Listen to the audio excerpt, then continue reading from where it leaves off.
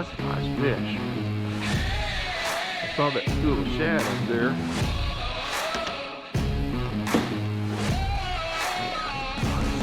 Good one.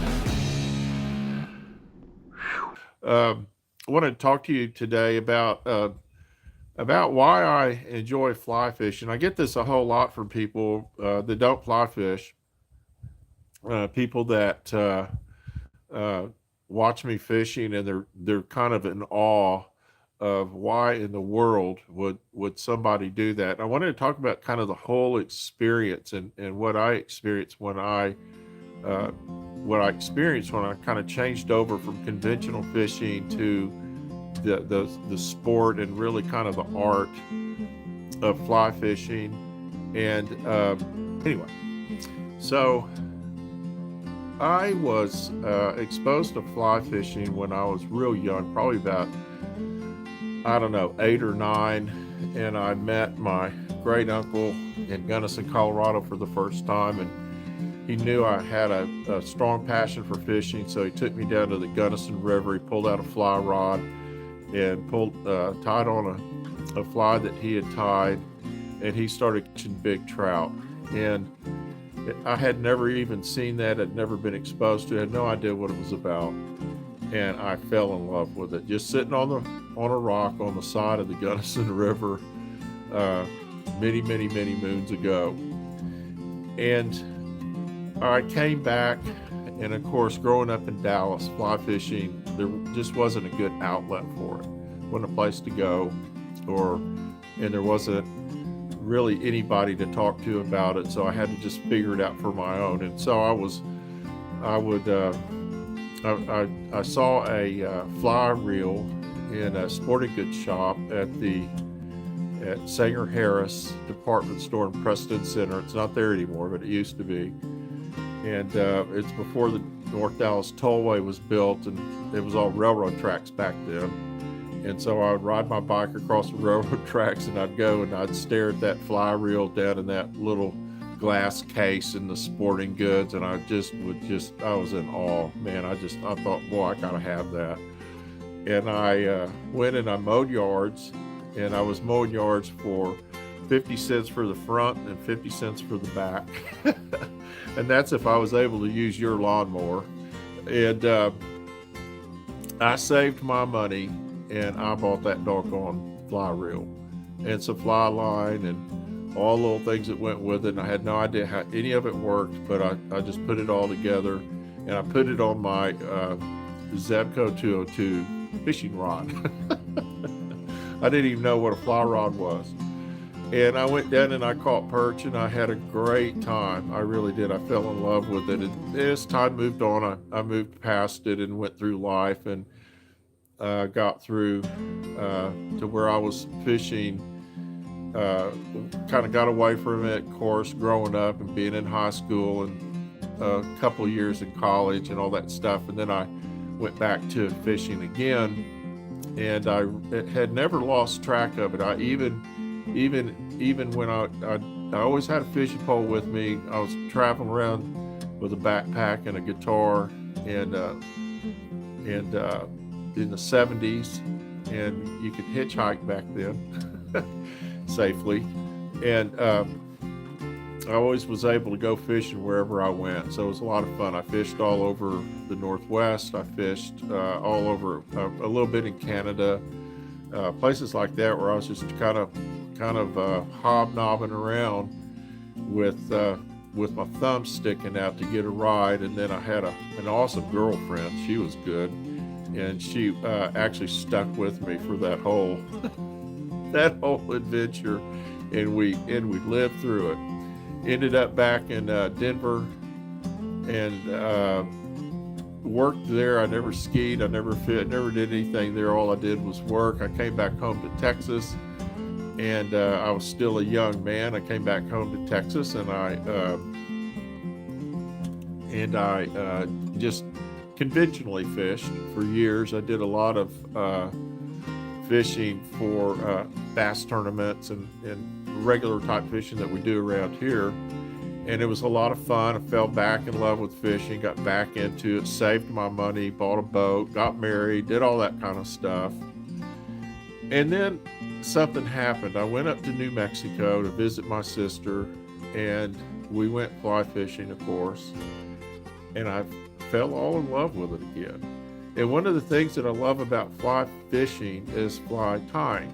I love the idea that I'm building my own baits and I'm catching fish with them. It's really fantastic. It's a great feeling. And yeah, you got to get in there and experiment, and you've got to, buy a little vise, a little cheap vise. I started out with a real cheap little vise, and then you could go on and you can actually buy a starter kit for fly tying. You get a little vise, you get some materials, and I think the materials, you could tie a woolly booger, and you might tie a streamer or something. And now, back when I started, we had VHS tapes, and so I'd plug in the VHS tape, and I'd watch a fly tire, and of course I had books, and so you had a lot of books, and so that's the process you have to go through, and until you get to where you kind of start developing. First of all, you have to figure out whether you like it, whether you want to keep doing it, and then you go through the process of sticking with it or not sticking with it. And I stuck with it. And the more I tied flies, and the more I went fly fishing with my flies and caught fish, the more addicted I became, because it's not about going out and catching a ton of fish. It's about going out and taking your creation, this fly that you created, and catching fish with it. I don't think that you can put a value on that. When I was in junior high school, I had a friend, and we had shop classes back then, and so we had a wood shop class, and I had a friend that was making plugs. He was making poppers and stuff, and with balsa wood in wood shop. And he came up to me, because we had all these creeks we fished. I grew up fishing creeks and small ponds around Dallas. And he came and he says, man, I've been catching all kinds of fish on these balsa poppers I've been building in wood shop. And so I tried it out with him, and it was really fun. And I didn't understand at the time the part that made it interesting was the fact that for him, he had built these lures, painted them, put the hooks on them, did all that stuff, took them fishing, he caught fish with them, and it was wild. He just loved it. So that always kind of has resonated with me through my fly tying part of this adventure I've been on in fly fishing. And then, of course, along with that, you become more obsessed with the art of fly fishing, because it's not just grabbing a nice bait casting reel and chunking a piece of plastic with hooks on it out in the water. This is there's a whole different sort of action required in fly fishing. You're trying to get the perfect loop with your fly line. You're trying to hit the target. You're trying not to hook yourself in the ass. And when all of that works, and I'm fly fishing and I've got everything working, then all of a sudden I realize that I don't feel anything. I don't feel my movement. Everything is going so smooth. Everything's working really good. And that's when I'm in that kind of groove. And when I was conventionally fishing, I had the same thing. I would kind of feel like I got in a groove fishing. I could fish all day and not feel a thing, other than catching fish, of course. But I wanted to talk a little bit about that, so that you understand and people understand what brought me here and what could bring you here if you want to give this a try. It is a truly awesome sport. It's a lot of fun. It's meditative. You get out there and kind of get into this, or I do anyway, I get into this sort of zone that where I can just turn the whole world off, just turn it off and fish. And that's what's really fun. So give it a try.